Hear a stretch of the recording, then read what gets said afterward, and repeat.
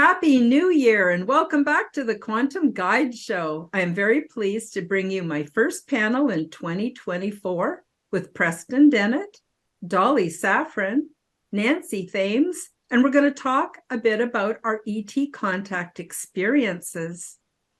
Preston Dennett began investigating UFOs and the paranormal in 1986 when he discovered that his family, friends, and co-workers were having dramatic, unexplained encounters.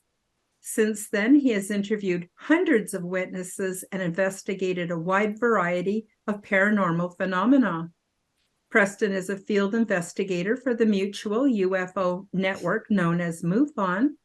He is also a ghost hunter, a paranormal researcher, and the author of over 30 books and more than 100 articles on UFOs and the paranormal. Several of his books have been Amazon UFO bestsellers. Preston also co-hosts a popular radio show with Dolly Safran called The Light Gate. Dolly Safran began her life journey as an intergenerational contactee. Her father, an airborne ranger in the U.S. Army, was also a contactee from an early age. Growing up was challenging for Dolly as she experienced episodes of disappearing from her home, psychic phenomena, and unseen friends as she was being taught by and worked with ETs. You can read about Dolly's contactee experiences in the book called Symmetry, which was written by Preston Dennett. Nancy Thames is a former Department of Defense employee who is a lifelong contactee of extraterrestrial beings and has emerged as a significant voice in the realm of alien disclosure and spiritual awakening. Her journey is marked by personal struggles transformed profoundly through her continuous extraterrestrial encounters. These experiences, initially suppressed, were eventually embraced as Nancy began to understand their purpose in her life and for humanity. She has come to the decisive conclusion: it is time for disclosure. Her dedication to this cosmic narrative propelled her to create timefordisclosure.com, a platform advocating for open dialogue about extraterrestrial interactions and the greater implications for all of humanity. All of the links can be accessed through the description box below this video. And please do leave us a comment, subscribe, and share this podcast with your friends. Preston, Dolly, and Nancy, welcome to the Quantum Guide Show. Thank you. Thank you very much. Good to be here. Oh, it's such a pleasure to have you. So I thought we could start off a little bit talking about perhaps some of your childhood experiences. And that includes you, Preston. I know that you're best known as an author, but I know you've had some cool experiences in your life too. So we definitely want to hear from you. And I was wondering, maybe we could start with Dolly today. Okay. My entire childhood was full of experiences. And if I was going to pick just one or two, basically the first time I ever levitated on my own, that was a biggie. I was playing hide and seek with my mom, and I had remembered levitating by ET as an infant. I was about 10 months old in my crib, and they levitated me up, and I guess I was going to go with them. And when I got to the top of the crib, I flipped over trying to go back down. And I never forgot that, never, ever. And I wanted in the top of a closet so that my mother couldn't find me. And I kept thinking, how do I do this? I just want in the closet. And that's all I could think of. I want to be there. I want to be there. I saw myself going up. I imagined it. I saw the inside of the closet almost in a remote view. I knew I was going to go in it. And I was convinced I was going to do it. And the next thing I knew, I'm going up. And I got in it. As I got up alongside it, something shoved me, and I flung into it and turned around, and I was like, wow, I did this. And I sat there for a half an hour, 45 minutes while my mother was frantically trying to find me. So proud of myself. I was like, wow, I did this, you know. a second childhood memory that I love, absolutely love, is the first time I ever met Mama. And I was a young thing. We had, like a week before that, my father had taken my brother and I to see Mary Poppins down on Miami Beach. And it was glorious. It was the first time I ever went to that big a production of anything. And it was in the old Royal Theater, and it was just beautiful. And so I, that was somewhere in the back of my mind that day. And I was laying on my back in the yard looking up through a ficus tree, and I was looking at the clouds, and you know, my mom used to teach me, what does that cloud look like? And I would be looking at the clouds, and the next thing I know, I see this giant parasol, umbrella coming down at us, at me, and I thought, oh my God, what, and it looked like Mary Poppins parasol, but it didn't have the handle, with the parrot on the end of it head, and I'm just fascinated. It was slightly rotating. And the next thing I know, I'm somewhere else. And I look up because I'm sitting on someone's lap, and I'm looking at this woman, and I'm thinking, okay, what? How did I get here? And most kids would have screamed their head off and run like crazy. Okay. I would have been, if I had been anybody else, I would have been combative and get away from me. But I wasn't. I was staring at her, and I was thinking, wow, she was beautiful. Her eyes captivated me right away. And she said, hi. She said, I'm Mama. You can call me Mama. And I was like, okay. And she said, I'm related to you, and we're going to be together a lot. And this is where we will be together. And she started showing me images in my mind of what that entailed. And I just, how you just go, and you just trying to take it all in. And I was so amazed at this woman. And I'm looking at her, and she's not human. I recognize that fact right away. But I'm trying to figure out, where have I seen anybody? I was trying to put her picture on earth somewhere. It just didn't happen. And she stood up and she took me by the hand, and I was amazed she was wearing a gingham dress, like a gingham dress with big old pockets in it. And she said, come on, come with me. We're going to go for a walk. And I went walking with her all over this craft, and she stopped and show me things and tell me things. And I was just gaga goo goo. And we went back to where we were, and she sat me back in her lap, and she says, does this seem like fun to you? And I was like, yeah, yeah. You couldn't convince me otherwise. And the next thing, I'm back down somewhere else. And when I came to, I was in my living room of my house. I don't know how I got there. And my mother rounded the corner, knew I was outside. There's no way I could have snuck up into the house. She'd heard me. The dogs would have barked something. And there I was, sitting there on the floor in the living room, looking up at her. And she's like, how the heck did you get in this house?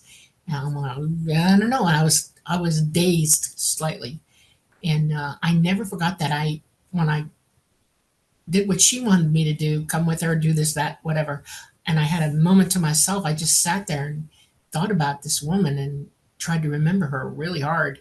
And it was a flingy memory. I remember her, I remember the incident, but then I would just let it go and put it away somewhere else and live my life. And those are my two favorite. Wonderful. Wonderful. Now, Nancy, you've had something similar, I think, from what I remember from the last time you were on the show. Do you want to talk about a couple of your childhood experiences? Well, this has been going on all my life, and my memory started around 2-3 years old. And what I recall is always vibrating, my body vibrating from head to toe, the covers coming off and continually vibrating from head to toe. And then my body would start to float up. And as I would get higher, I would open my eyes and look around. And usually I would be holding hands at that point with a female gray. And I would look down, and my bed was empty. So these things were physically happening to me. And I never understood. This happened all my life, all up into my 20s, 30s, 40s. And as I got older, they started giving me more conscious time and finally the ability to understand what was happening to me. So what I believe is that they started with me young because this was a grooming process to get me to who I am today. And what my mission is to assist and help humanity to understand that this is a pivotal moment in time. So I'm here for this. And it took me a long time to understand all these things. But what I figured out and what they have agreed and said yes is when my body was vibrating, they were taking me from 3D world, changing my frequency into whatever their frequency was, whether it's 4 or 5 or whatever. I don't exactly know. But so when they did that, then I was able to like go through the ceiling or through a wall or anything. And so basically, I always had the female gray. She's been with me all my life, and I consider her like a extraterrestrial mother or a escort, I guess. But usually, once I get to craft, then I'm around interdimensional beings, and they are nothing like what you would compare to what people describe here, because they can change their image into many different things to suit. They'll find something in your mind and want you to be comfortable. So I've seen them change many different ways, and I've seen them in their true form, and they're about 7 foot tall, and they have some humanoid features, but not completely.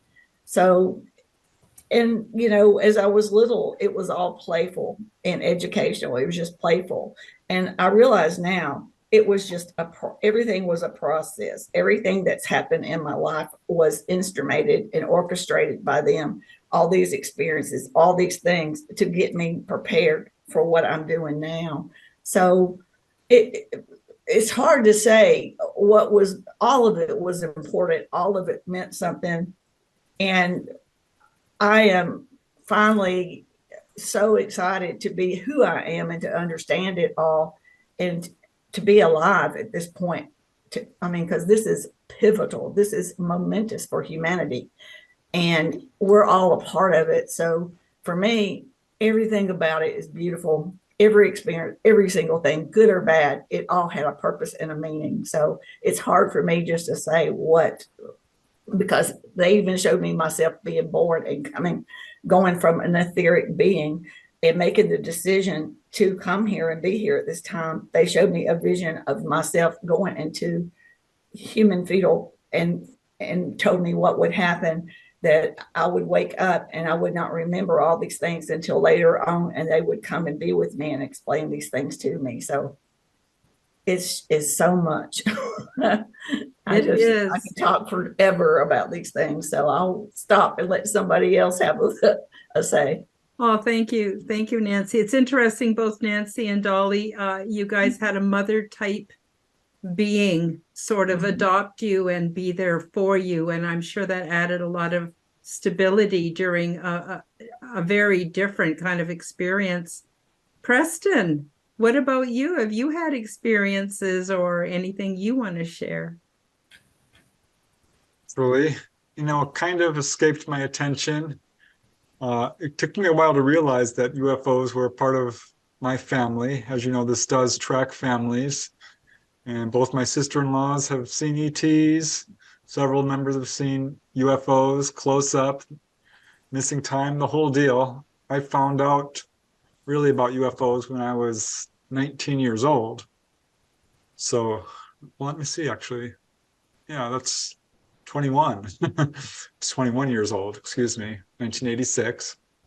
And that's when I started thinking, wow, UFOs are real. I wonder if I've had experiences. And it took me a while to come around to some, hindsight is a very valuable tool. But looking back into my early childhood, because I thought, why am I so obsessed with this? There's got to be a reason. It can't just be because my brother has had encounters and my sister-in-laws. I am just obsessed with this. And I do remember a few odd incidents as a very young child. And it's very kind of, a little bit ambiguous, I should say. But around age 5, I remember my mom had this silver dress. And I remember looking at it and recognizing that color of chrome and silver. And I once saw a hubcap by the side of the road. I had that same really weird feeling. And I still have it to this day. And when I see UFOs, the illustrations or photographs even of that chrome mirror-like finish on them, I'm brought right back to that. So I'm wondering if somewhere buried in there around age 4 or 5, did I have an encounter? That's very ambiguous, but I've got a few other things like that. Once, as around age 8 or 9, we had a medical book at our house, and I'm looking through it, and there was an encephalitic child with an enormous head, very much like a gray. And I remember just stopping and staring at that picture and getting the strangest feeling, like, is this familiar to me or not? And I couldn't remember anything about it other than, gosh, I still remember it. I mean, it made a huge impression on me. So that's another thing I look back on and wonder. Probably the most significant was around that same time where, I have 5 brothers and sisters, and food, well, I never went hungry. You don't skip a meal. And one day I missed lunch. And I was in the house. There's no way this could have happened. I was really upset about it. I'm like, why didn't you guys call me? Like, we did. You weren't there. What do you mean I wasn't there? I've never been. So I feel like that might have been a missing time episode. But that's really all I can point to in my own childhood, other than one major psychic event where I knew all the answers to a game show at age 9. I mean, I knew every single answer from the whole half-hour show all the way to the end. It's called Treasure Hunt. I knew all the answers. So that was kind of an introduction to paranormal and psychic phenomena. But really, it wasn't until, 1986, that I woke up to it. And 2 or 3 years later, I did have a missing time encounter, which I can get into. But yeah, that was kind of my introduction to it. Wonderful. Yeah. Well, it does seem that there are some other paranormal gifts that go along with it. It's not in isolation that we had these extraterrestrial encounters. So I think that's really interesting. I was thinking too, it might be good for us to each take a turn talking a bit about our experiences and maybe how they're maybe a bit different from each other. I don't think there's any one right or wrong way of doing this or perceiving this. And just to give the audience a little bit of background, there are purely transdimensional experiences, and my experiences fall into that category. So I've never had a spaceship come and physically pick me up and teleport me on board. I've never had that I can recall. But it happens to me while I'm asleep. And then I have these amazing transdimensional experiences, and I go to a place. It is a big ship, definitely is a great big ship, but it's not away from here, if that makes sense. It's in transdimensional space where different dimensions and realities overlap, like a Venn diagram, all the places of intersection and overlap. That's where the big ship is, rather than it being an actual physical distance away or a specific star system. But my experiences are very physical while I'm there. For other people, it's beings on a physical ship that's come from another star system, perhaps even another galaxy. And but there's overlap with the transdimensional realm, because mostly these ships get here by traveling through interdimensional space. If they traveled in a straight line from point A to point B, it would take millions of years to get here. And, their technology is so advanced, they don't need to do that. They can do the transdimensional route. But the experience is very physical. You get levitated or taken or vibrated onto a ship, and you have very physical, very real experiences. Then there's also experiences where people have been what I would call abducted rather than contacted. And that could even be from man-made or military, or the military industrial complex and some of their technologies, which are not extra-dimensional at all. And then there's another sort of experience where the beings are actually from here. They're either from deep beneath the oceans or beneath mountains. They have advanced technology, and rather than being extraterrestrial, they would be more referred to as ultra-terrestrial because they are actually from here.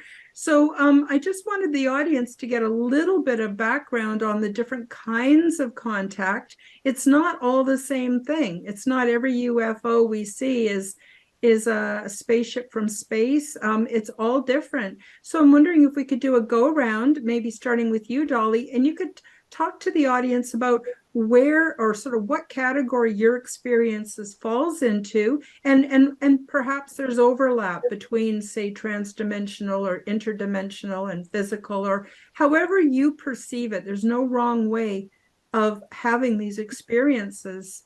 So yeah, Dolly, how do you view what happens for you? Okay. I was physically taught by them, and I had two lives. I lived with them and I lived here. And they raised me to decide for myself what I wanted to do with them. They wanted me to work with them. And I woke up one day when I was 14 and I made the decision that I wanted to learn to fly. And that meant learning to fly their craft, not here, there. And it was a process to have that happen to me. I had to be vetted by them to physically be able to do it. I had to have my full psychic abilities on board, using them. And I was able to do that. And then they started teaching me, and it took 4 years of my life. I went from the age of 14 till 19 before I was fully capable of flying. My experiences with ET are that we're all interdimensional people. We live those lives. We're indwelling our bodies right now. We're in the third dimension, but we have consciousness, and it comes from another place. And people refer to it as source, but we're coming here to be here and physically experience this place. So if you wanted to say that I experience all of it, I pretty much do.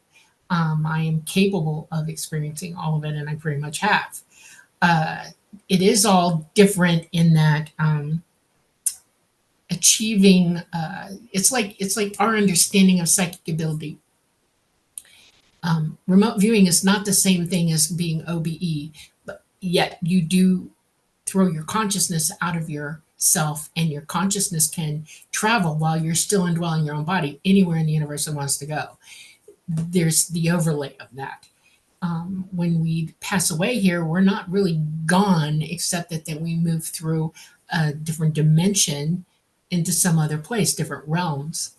I was taught that there are 12 dimensions, and yes, we are all on top of one another in the 12. Everybody, all from 1 all the way to 12, we're all here together, and we share the same space universally throughout the universe. That's why ET hits nuclear bombs, because every time they set one off, it affects all the way through the dimensional space. I've learned science and technology through them. I've learned astronomy. I've learned medicine. I'm a nurse here, retired. It has been an exploration for me of what I can do, what I want to do, and how do I best help serve the total good of everything and everyone around me.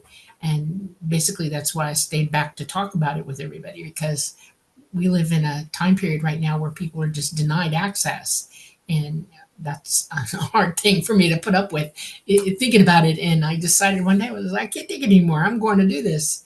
And I told my compatriots, my ET buddies, I'm doing it. And they said, okay, well, we want to talk to you first. They kind of briefed me on what to expect and things that could happen, And I just, my experiences are now where I'm bringing out understanding so that everybody gets on board with that and understands it. And yes, your experiences are valid. They're real. Everybody's are. You're just in, and as you stated earlier today, it's your perspective, it's your knowledge base. Wherever you're standing and you perceive what's going on and happening to you, that's where you're going to understand it. Not everybody can understand it like somebody like me or a physicist or other types of scientists, because I'm in a different level of understanding than you are. But it's all the same, experiences. Everybody's having them. You just don't have the whole story. And it's important that we all get together and talk about it as we are now, to bring this information out and start comparing notes, so to speak, and get on the same page. Oh, yes, I agree 100%. And I also believe that there are millions of us having these experiences. Yep. Some don't remember for various reasons. Sometimes it takes a trigger, or the time is right for us to start remembering. And I think it's really important for us to share our experiences so that those that are remembering don't feel like they're going crazy, that they get validated. Nancy, do you want to talk a little bit about your experiences? Are they sound quite physical, but then so do my experiences, even though mine are transdimensional. Do you want to talk a little bit about what it's really hard to lump it into one specific category, I know, but to the best that you can, do you want to talk about your experiences? My experiences are physical. A lot of times they'll use the female gray, and I will be consciously awake, and we'll be standing there like looking at each other, and I always make a point to like run my fingers between her fingers and feel the temperature of her skin, just to see, I have a bond with her that is incredible. Although she doesn't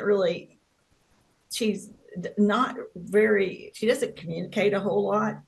And I think that's why a lot of people think they're robotic like, but they're really not. So that's really odd. But anyway, so physically, they take me to craft. And when I get to craft, then I walk around, and I really don't see any of the grays or any of those beings anymore. They've pretty much done their job. And from what I understand, the interdimensionals, there's many different races there on craft. It's not just one race. There's tall grays, there's humanoid looking extraterrestrials or interdimensionals. And there's also just a combination of a lot of different things of beings. So I've seen aquatic beings, I've seen some positive reptilians there, just different beings all in a place. And as far as where they come from, I think they come from everywhere.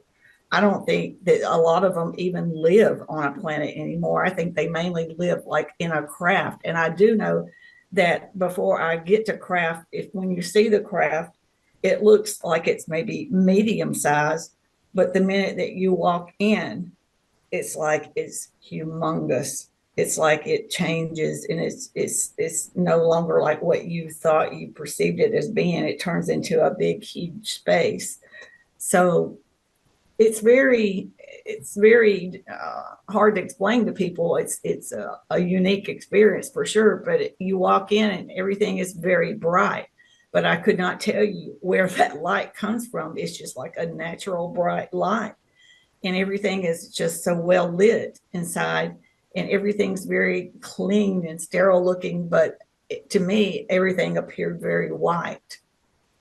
Not a lot of different colors or anything of that category. And it's not, the outside may look the shiny silver or whatever, but on the inside, it's just kind of like, to me, it's just like white and bright. So, I know that they travel. I know that their craft are living beings, and they've taught me that most things here on Earth is living beings.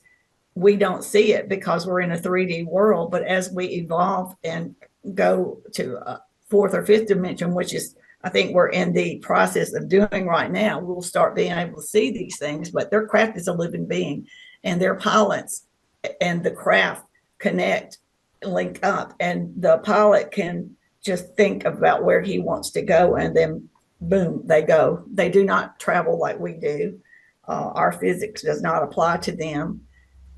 Many things that we think, even what we call them, how we categorize them is not correct. So we've got a lot to learn, and they are very patient beings. They understand that humanity, not all of humanity, is ready for this. So just like they've been patient with me and groomed me into this, I think that's basically what they're doing with humanity. And we're doing the first important steps right now, is letting people know that most of the information that they've been fed is not true. They are loving beings. And if they wanted to harm us, we would not be here having these conversations right now. So that's the main thing, is they want humanity as a whole to wake up and realize that we have these capabilities of becoming better human beings, and abilities that are dumbed down because of all the toxins in our food and the way that our society has, the type of style that we all live in, has kept us separated and apart, never letting humanity unify. That's the one thing that keeps us separated, is all this confusion and things going on in our lives. So we've got a lot to learn about. One, we have outgrown these old ways of living. We need to change. We need to realize that we are all connected and we are all one, and we can all work together and become the beings that they want to assist us in, not fix everything for us. They look at us like children. They are not here to fix anything or change things. They're here to assist us and help us to wake up and learn that we can be better beings and have better lifestyles, live longer lives, and have less disease and sickness, and eat better foods, and just quit living the old ways of living. They're not working for us. So it's a whole new way of thinking, really. So I'll stop, because I could go on all day about this stuff. No, sure it's fascinating. What's interesting, and what I have in common, my experience with you, your experience, Nancy, is the big ship that I go to is also alive. The pilots just telepathically communicate. Yes. And where we want to go is where we end up. It's amazing. Right. And a lot of our experiences defy words, language, because we weren't raised with these concepts. So we're just grabbing at words, trying to relay to people, what we know. But it's just so fascinating. It's so fascinating. And yeah, we could be talking about this for 6 hours, but we're gonna not do that today. Maybe we'll just do another show soon, and carry on from where we leave off today. Preston, what's your take on this whole phenomena? Well, I absolutely agree with what all three of you are saying, just from all the people I've interviewed. Nancy, all of that is like, yes, it's pretty much the conclusions I've come to. I'm fascinated by all the different ways people perceive and have contact, because some have simple telepathic contact and might not even know it. They're just inspired in some way and don't trace it back to ETs. From a very young age, I became absolutely obsessed with natural disasters of all kinds: earthquakes, tsunamis, hurricanes, landslides, you name it. And that kind of came full circle when I realized that this is a message a lot of contactees get. So I wonder about that. Also, at a young age, I became very, very interested in astronomy and space travel and started buying books on that. So I think there was a lot of telepathic inspiration going on with me from a young age, or perhaps it was more than that. And I was just, kind of coming to that understanding through not remembered contacts. Mine contacts have been a lot of sightings, which are clearly physical, because sometimes there's other people watching them too, and they're craft and you can see them. A couple of times they've spoken to me. So that's another sort of level of contact. Some people have a simple sighting. Well, sometimes the occupants, or perhaps the craft itself, because they are alive, are speaking with you. I did have a missing time encounter when I was about 27 or so. And that involved an orb of light which came down in front of my car, and it took off, and that's the last thing I remember. I don't remember driving home. I should have turned around. I was right, had just left my brother's house. Should have turned around and said, "This happened to me. You're not going to believe it." I completely forgot the entire experience until a few months later. But I suspect I was probably taken on board. I can't prove this, but over the years, I've had a lot of what I would call dream memories of contact, of being on craft and doing all kinds of things. And I still have that. So I suspect that I am having memories of actual physical contact. I can't prove that, but and I'll mention this because I think it's important, because a lot of people probably experience this. I've certainly interviewed people. I had once a very curious question. I was very curious about who the Greys were. What's our relationship to them? And why are they so interested in us? And I had what a lot of people call a download. While just laying in bed, relaxing, I wasn't asleep. Suddenly my mind became filled with this image of a man. I could see him, just a normal human-looking guy. And it started flipping like a deck of cards as the man lost his hair and his features became smaller and smaller and the head enlarged. And it was about 50, 100, 200 iterations of this to where it turned into a complete gray. And the message was basically what Nancy said: we are you, you are us, what so many contactees say. And that was another form of contact that I've had. So I think a lot of us have different levels of contact. And like Dolly says, much of it does depend on your perception, your belief system, what you're willing to handle, what you can handle. And it just kind of grows from there. But yeah, for me, I feel like it's physical contact because so many people I interview, and I've really looked into this. I don't think that this is necessarily psychological, because this is what a lot of skeptics have said. I'm not so sure, because people are getting marks on their bodies, they're being healed. And case after case of people I've interviewed, they're not in their bed. I wonder, Karen, if, I know you're saying they're transdimensional, but maybe they're just taking you at night and it is physical. I can't speak to your experiences because they're your experiences, they're not mine. But having interviewed a lot of people, I have these questions, which is one of the interesting things and one of the reasons I do so much research, because there's still a lot of questions surrounding contact. But yeah, mine I feel have been physical, but with a lot of communication, telepathic for sure. Because I have been called outside, like, go outside, go outside, go outside, or look up, look up, look up, look up, look up, look up. I finally look up, boom, it appears. Hi guys, break time for a short message. YouTube will not monetize me, so if you enjoy my content and want to support my efforts, help me to cover my expenses by visiting my shop to buy yourself a beautiful orgone generator. Zendome's Orgonite are my unique brand, and they are ethically sourced, handmade, and double charged for maximum effect. They are only available through my website, www.karenholtonhealthcoach.com. Many people are finding comfort with Zendome's orgone generators, commonly called Orgonite. They are a simple compound which balance ambient energy by converting negative energy and EMF into positive healing energy with many easily confirmed health benefits. They are a simple compound with alchemic and energetic properties.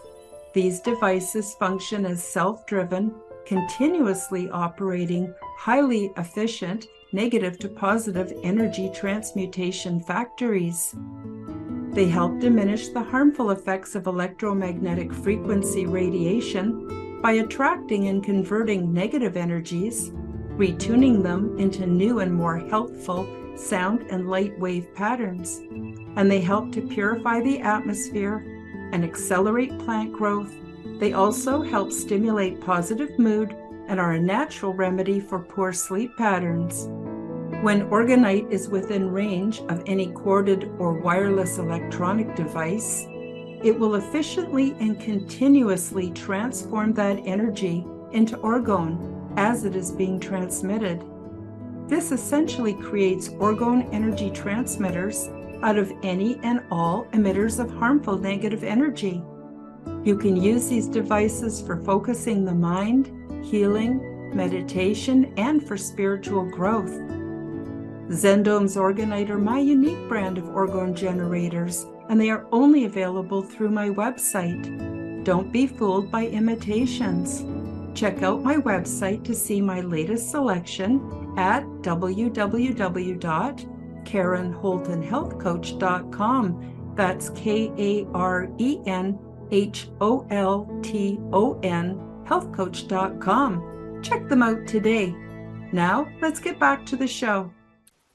Yeah, wonderful, wonderful.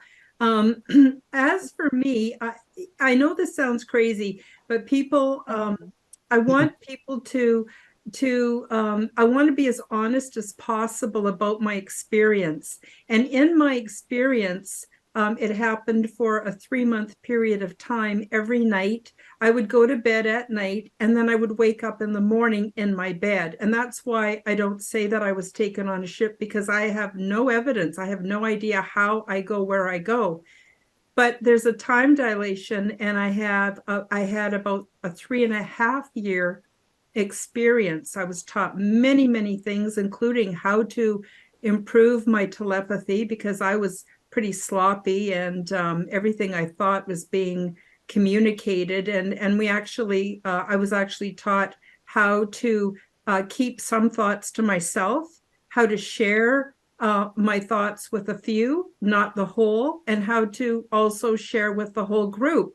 And that took a lot of training. But I thought now we could move a little bit into maybe a couple of our experiences that we want people to know and to learn about.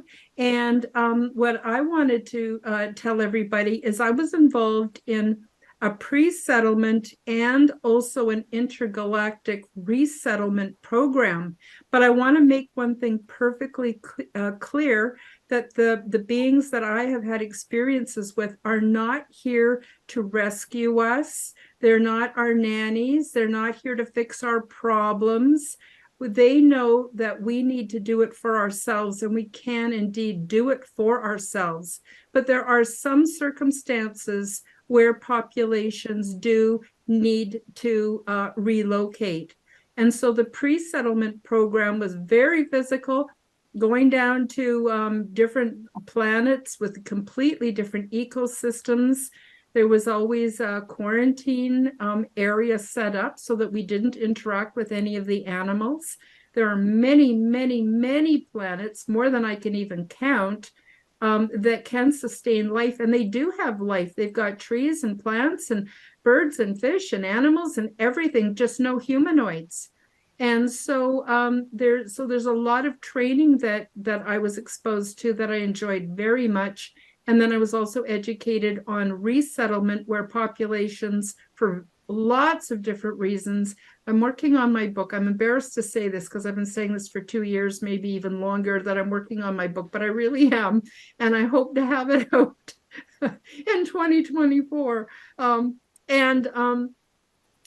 Where populations are resettled. But I want to stress again, it's been made very clear to me that ET is not here to fix things for us, to rescue us. They don't have the white cowboy hats, none of that, but they will give us all the support we need so that we can change personally, because when we change, we are adding to the whole field, and the whole world is changing along with us. And that they're here to open our minds and our hearts, and to offer us, new ways of thinking and being, so that we can become the change that we want to see and indeed can achieve on planet Earth. And so that's about it that I want to say for me. I could talk for hours too, but I want to turn it over to Dolly. Dolly, what's your message or experience that you want to share? I was taught as much as they could teach me about universe and our galaxy. in what goes on and how life evolves and how the universe changes and each galaxy changes and the movement of it all. And when I say movement, I'm not joking. Nothing is stationary or stable in our universe at all. It's all constantly turning, flipping, moving forward, whatever. It's a big mass of masses, gravitational, that we live in. It's a huge soup of us and things in the third dimension. And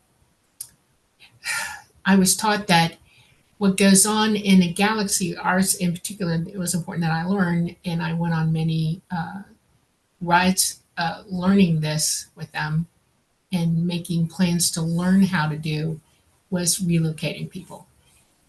When you have massive electromagnetic current sheets sluicing through a galaxy, there are thousands of different solar systems that are going to be impacted by it.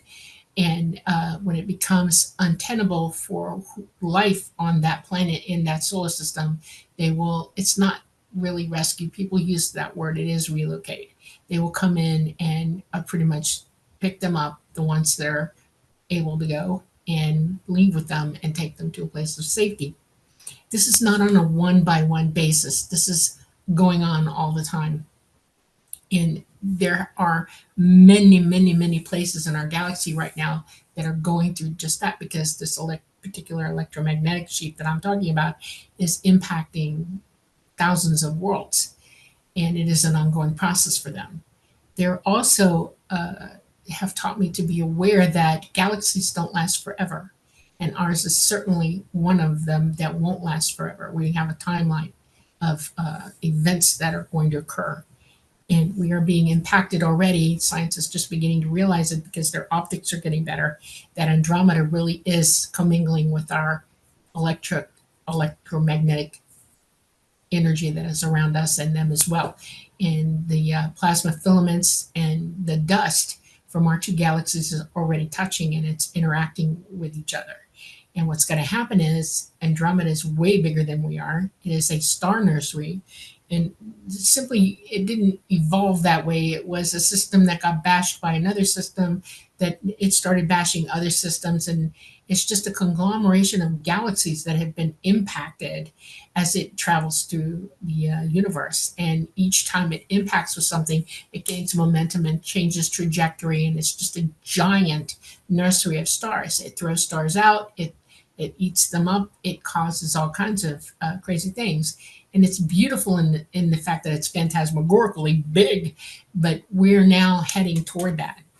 Scientists here would have you believe that it's 2.1 or 2.4 million years before we are impacted by that. But by no means do they explain to you that the energy that it takes to get to that point will affect us, and it is beginning to. We are also being affected by an electromagnetic current sheet. And my message from ET is that we need to wake up. We need to be aware. We need to live on a world where everybody is communicating truthfully with everybody, and we're using our abilities. And it is the number one priority for them that we learn this, lest we perish needlessly. Life is precious to them and us as well, hopefully, in that to survive, we must realize that survival is what life is really all about. And that means gaining this foundational understanding of what that means. And the very first part of that foundation is being able to understand it, see it, hear it, and feel it. And that's where your abilities are playing into this. My message from ET is that you're born this way. You are born with an innate ability like they are. You can be fully psychic. You can have all the same abilities that they have. And we need to wake up to that fact, and we need to start practicing it. It will help us societally if we do that. That's their message. We don't have a lot of time now because we're going through a change on our planet, and that's coming at us.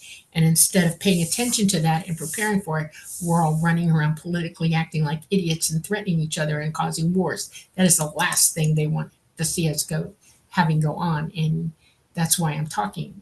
That's why I came out. And I feel like I prepared for it my whole life to do this. I probably did.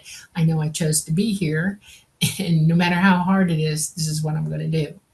Ta-da! That's it. Oh, it's fantastic. Yes, absolutely. Absolutely. Nancy, do you want to talk about one or two of your experiences? And also, I understand that your message is similar, that we need to wake up and we need to um, integrate ourselves with each other and stop the separateness. What would you like to say? Well, the last really big experience I had was back in September. My son and I uh, and the Interdimensionals orchestrated this. They wanted us to go to Mexico up to on this mountain. It was called Ports de Pacifico or San de Pacifico, and it was the very south end of Mexico on the Pacific side. And I think the state was called Oaxaca, and the city that we landed in was called Huataco, something like that. My Spanish is not good, but anyway, we got there and we went up, took a bus ride up this mountain for a 3 hour trip. And when we get up there, there's no English, there's no ATMs, there is no cell coverage or computer coverage. It's very primitive.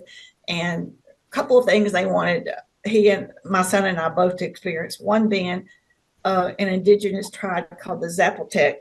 And this tribe is as old as the Mayans and the Incas. And they were on the verge of ascension.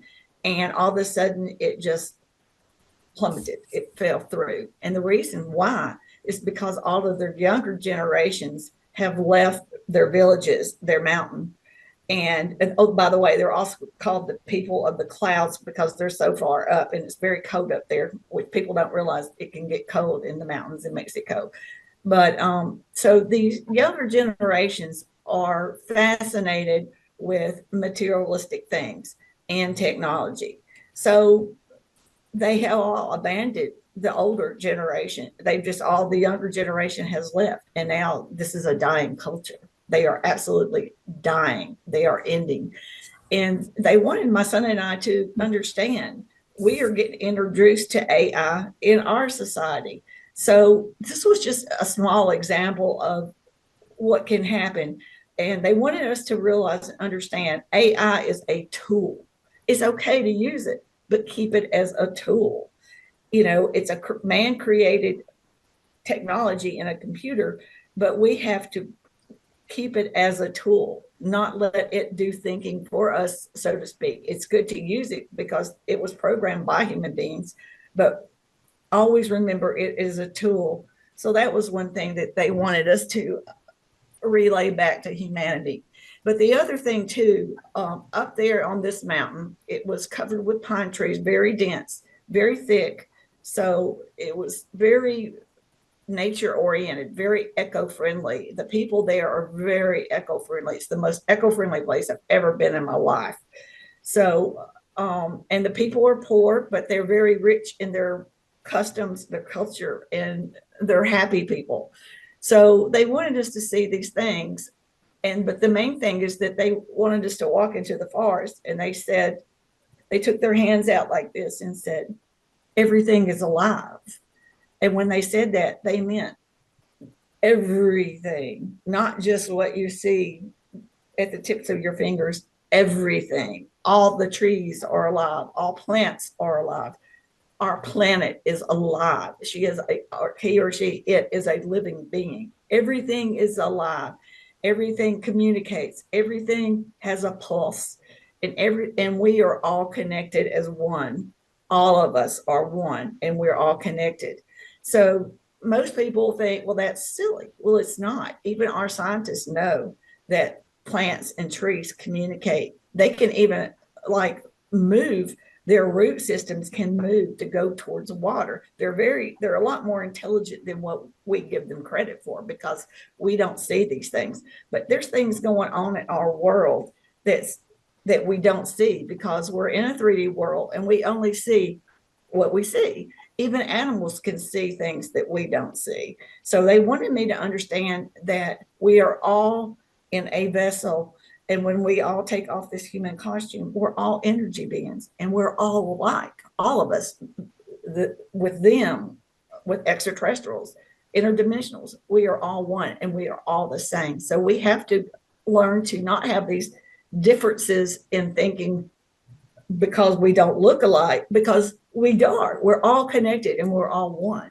So these things are very important. And it's important that we understand that our earth and our trees, everything, we cut down trees, but trees are the very thing that gives us air to breathe, that goes in our lungs and keeps us alive. We take all these things for granted, and there's so much that we have to learn about our own planet and take better care of her. Once we start being better to our planet is going to be better to us, because we are all one. And they would, and also, not only does this work with our planet, but once we start learning to live a more positive life and putting this, keeping our vibrational levels up at a good creative energy, it's like it spreads to everyone around us. And everyone around you is going to want to have that vibrational energy. It's like it just never ends. And so that's the thing. I'm here to help find other people like me. I'm not the only one. There's probably a million like me. But we are here to teach people to live more positive lives. We can live better. We don't have to live in our old ways of thinking. It's time for new thinking, new positive ideas. So we need to come together as one. And as we do this, people walking by us are going to say, wow, what is she doing? How does she feel? Where's all this positive energy coming from? Because that's what I'm here for. And this is what we are all here to learn, that we are not confined to the way we've been living. The world is changing, and we're going to change with it. And because we are one, and it's time for us to unite and understand this and realize these things are coming to us to assist, not to take over, not to tell us that our ways are wrong. They're telling us, you make the efforts and we will assist. And that's what it is to me. Beautiful, really beautiful. Well said. Preston, you want to take it away from here? It's amazing. Hard acts to follow, both Dolly and Nancy, eh? Yeah, I love it, because that's what I've certainly learned from my own research, that ETs are not here to rescue us, but they will take the steps to help us along, particularly if you are doing the work.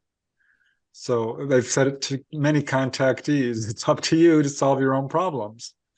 You know, I've had some contact for sure, and the messages I've been giving are really personal, actually. I mean, I had a UFO come down and basically tell me that a contactee that I was interviewing, whose story I was kind of struggling with, was telling the truth. They're like, we are her ETs. She's telling the truth. You can trust her. And another time they came down basically to just let me know that my niece had been born. So I thought that was really interesting and just very personal. But on the other hand, you know, having interviewed so many people and really studied this subject in depth, I think as a researcher, we've got a pretty good handle on the ET message to humanity, which is exactly what you guys are all saying. And I think it basically falls into a few categories. One is definitely allow love and truth and compassion to guide your actions. Another is that we are all one, and we are immortal beings and unlimited. And that has been something I was kind of, you know, I knew what I was going to be doing from a very young age. I had a mission from the beginning that I was going to be a writer, and I was going to tell amazing stories. And basically my mission is twofold. One, to let people know ETs are real and we are not alone. Simple and plain. The other is to let people know that we are immortal beings, that you can go out of your body, you can develop all these abilities. We are unlimited, we're immortal. So that was basically my mission. But as far as the ET message, I think, yeah, like I just said, we've got a really good handle on it. It's to live in love, truth, and compassion. It's to develop your own abilities to the best that you can, recognizing that you are immortal. 3, stop polluting the planet, plain and simple. Protect the environment. War and aggression is not a good idea. Greed and corruption. Very upset about nuclear proliferation and use of nuclear material in any capacity. That comes across very strong. And that's basically it. Their mission is one of healing. It's one of guiding and teaching, informing, warning, and waking people up. And I think if you look at the firsthand cases of contact, like all of you, that's exactly what's coming across. So I'm really happy to hear you say it, because that's what I've learned. Yep. In a nutshell, well said, well said. So we have a few minutes left, and I'm just so grateful for my finding all of you, in my lifetime, because for a long time, I doubted my own sanity, and for a long time I thought I was completely alone. And it's just so exciting to be part of this community. I also have a Facebook group called Aliens and Angels. And the only people that I remove from the channel are people who are propagating fear and hate and separation, especially those who are claiming that all ET contact is demons. I will definitely remove all of those people from the group. But besides that, it's a pretty open forum for people to express as they see, the different experiences. And I invite the audience to join if they like. It's a very interesting group. And I'm thinking now, let's take a few minutes for each one of you to talk about where people can find you, about your radio shows or your Facebook groups or your books or your website, and certainly I'm hoping that you, Preston and Dolly, will also talk about your book Symmetry.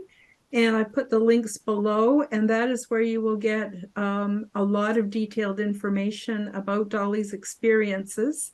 And so I guess I'll just maybe turn it over to you, Dolly. Okay. Well, I am the subject of the book Symmetry, written by Preston Dennett, and you can find it on Amazon. And it is the story of my life so far, in is that I had a ton of information to impart, and it was my first attempt, and Preston did a beautiful job. There will be a Symmetry 2. I'm not sure if that's the total name of it, but it's going to come out probably in another year or at the end of this year sometime. And beginning work on that. And I have a YouTube channel under the name of Dolly Safran. And I have some videos out, and in the future I'm going to be making more. I sort of settled into what we do with the Light Gate. That's our show on YouTube, on Preston's channel. You go to his live and you can see our episodes or see us live. Our announcements are there. And we also have a Facebook Live Light Gate page as well, and you can find us in there. I'm on Facebook. I'm in Messenger. If you're not friends with me on Facebook, you can still message me on Messenger. I do look, and I will answer you if you have anything you want to know or talk about. How's that? Okay. Wonderful. Very good. Okay. Very good. Nancy, where can people find you, and what do you offer? I have the website timefordisclosure.com, and it has a forum on it where people can interact. They can express their stories and share information. And the website is linked to the Facebook page, and the Facebook page is Time for Disclosure / We Have Never Been Alone. And I definitely want to add, we are the disclosure. I think that's a very important statement for experiencers. And so it's out there, and it's, I do the same that you do. I monitor the room and make sure that the inappropriate people are not there anymore. So, because I want it to be a safe place for people to communicate. Not everybody has someone that they can talk to. This is very important. And the other thing that I'm working on now, I have been reaching out to all of the mental therapists in my part of Mississippi, and telling them and giving them the resources and links, because as we have extraterrestrial disclosure or UAP disclosure rolls out, more people are going to wake up with memories or wake up wondering, have questions, and they probably won't have people to talk to, just like we all experienced in our early stages of this phenomenon. So I am trying my best to get all of these therapists hooked up with the UAP Medical Coalition and with Opus and different links and organizations that they can educate themselves, because a lot of them know nothing about this stuff. So that's one thing that the interdimensionals have expressed to me, is that they want me to get out there and get the mental health community ready to help humanity, because this is all about helping humanity. This is to help mankind become better human beings, and to be there and prepared to help everyone in all walks of life and everywhere in the world. This is not something that's just local. This is a worldwide event, and we need to be ready. Mm-hmm. Yeah, that's a really good point, because you know, the healthcare practitioners only know from their own experience. And if they've never had experiences like this, they don't know. And when people come to them, you know, and want to talk about it, they need to be validated. So it's a great idea to spread the knowledge and let the different mental health care professionals know that they can educate themselves, and then they can be you know, more supportive to their clientele. Preston, where can people find you? And I understand you're working on a new book, or a couple of new books, and you want to tell people you know, where they can find you and what you offer. Yeah, thank you, Karen. And first, I want to give a shout out to both your Facebook groups, which I love because I'm a member of a lot of them. And I've had to leave because they're only advertising shoes and pillows and other things that should not be on Facebook. So, huge shout out to both your Facebook groups. Thank you so much for providing that for people, because it is important. I do have my books available on Amazon and Barnes and Noble and other online retailers and bookstores. I have my Facebook page as well. I have a website, prestondennett.weebly.com. I know a lot of people don't have the time or energy to read books these days, or even the financial wherewithal. So I do put out pretty much all my research on my YouTube channel, which is easy to find. Just punch in my name, because this is not about money or fame or fortune. Unfortunately, for some people, I do see that. So it saddens me a little bit, because it's not what it's about. It's about, like Nancy says, sharing and learning and helping each other. So yeah, I'm always happy to reach out to people, whether they have a question or a comment or a story to share. I feel like this is a very important subject. It has the potential to change the world for the better. We're seeing it now, and people are waking up in large numbers right now. So I agree with you again, Nancy, about that. And it's a really special time for all of us. And I'm really excited to see what the future brings. No matter what happens, I think it's going to be an amazing ride, and I'm glad to be a part of it. And there's no greater gift, I think, than being an entity in this infinite universe. So that's just the most wonderful thing ever. And I'm so happy to be a part of it. Mm-hmm. Mm-hmm. Yeah, I'm so happy you guys are my friends and are part of my community. It's just a great honor. Now, before we close out the show, I'm just wondering if any of you have any last minute things that you want to say that you didn't get a chance to say, or if you're compelled to just tell the audience something, please just go for it. I just want to remind everybody that in this situation, that one of the things that I've learned from my experiences, verify everything you see, hear, and feel. And this helps teach you personally. This helps heal you in your journey to understanding what's going on around you right now and with everything. ETs are not here to harm anybody, and they won't, and they haven't. There's going to be a lot of stories out there, and it's up to us, each one of us individually, not to believe any one group or thing. It's to ferret it out for ourselves, to teach ourselves. That's how we heal. That's how we grow. That's how we learn. And ET wants that tremendously for everybody. And other than that, please enjoy your life. Be enjoyed. Be happy. Love is the way. That's it.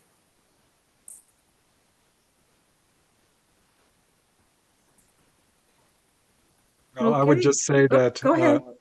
Yeah, real quick, I forgot that I am working on some symmetry part 2, as Dolly says, Not From Here, volume 5, another book on astral projection.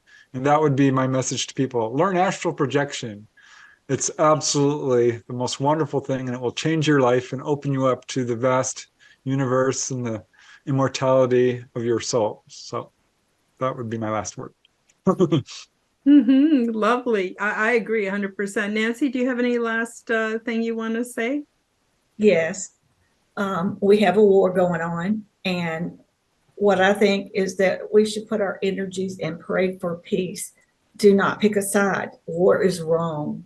War gets us nowhere. It only creates more problems. And there's so many innocent bystanders that are in countries where this is happening, and they don't even know why it's happening. They have no knowledge of these things or of this technology. So do not pick a side. Just pick the side of peace. Pray for peace. Meditate or pray, whichever you do. Pray for peace. That's my message.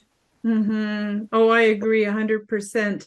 And don't believe everything you see on the news. That's been a big lesson for me in 2023, is not to buy into all the stories, because quite literally the news channels, that has all been deemed as entertainment. All the alternative news sources, it's entertainment. A lot of it has to do with money and social control and propaganda. And so we can still have good lives, and we can create a good life within our own realm, and we can improve, and that's how we change things too. So just don't believe what you're told. Believe perhaps what you feel, what's in your heart. And I agree with Preston. Astral projection is a great way to have fun with it. And, because we need play. That's something that's really important in our realm, is play. Play is actually, I think, a spiritual act.